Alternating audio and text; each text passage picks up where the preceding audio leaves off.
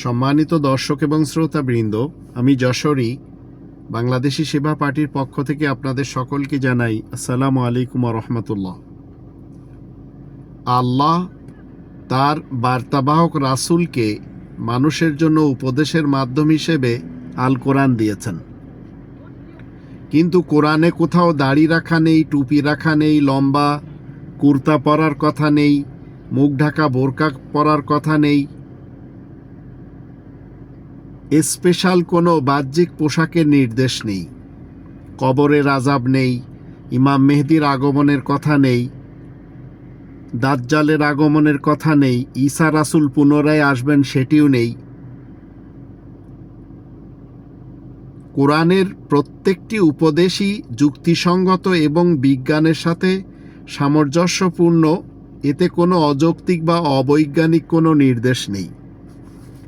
কিন্তু আমাদের দেশের কিছু ধর্মজীবীরা তারা তাদের নিজস্ব মতবাদ তৈরি করে নিয়ে মানুষকে কোরআনের 5টি দাবি থেকে দূরে সরিয়ে দিয়েছে। তার ভিতর 1 নম্বর দাবি, কোরআনকে শতভাগ বিশ্বাস করতে হবে। 2 নম্বর দাবি, কোরআনের ভাষায় কোরআন পড়া শিখতে হবে। 3 নম্বর দাবি, মাতৃভাষায় কোরআন জানতে হবে। 4 নম্বর দাবি, কোরআন মতে জীবন কাটাতে হবে। এবং 5 নম্বর দাবি, কোরআনে তাবলীগ করতে হবে। মনে রাখবেন, এই 5টি দাবি যদি আমি জীবনে ফুলফিল না করতে পারি, তাহলে কোনোভাবেও জান্নাতে যাওয়ার জন্য স্বপ্ন দেখা যাবে না। যদি আপনি এই 5টি দাবি ফুলফিল না করতে পারেন আর জান্নাতের স্বপ্ন দেখেন, তাহলে মনে রাখবেন আপনাকে অদৃশ্য কোনো শক্তি, যা কোরআন বিরোধী, যা রিয়াল আল্লাহ বিরোধী, সেই শক্তি আপনাকে বশ করে নিয়েছে।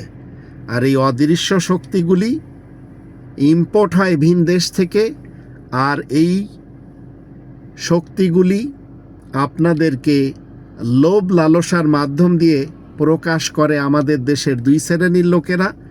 এক শ্রেণীর লোকেরা পলিটিশিয়ান, আর এক শ্রেণীর লোকেরা ধর্মজীবী।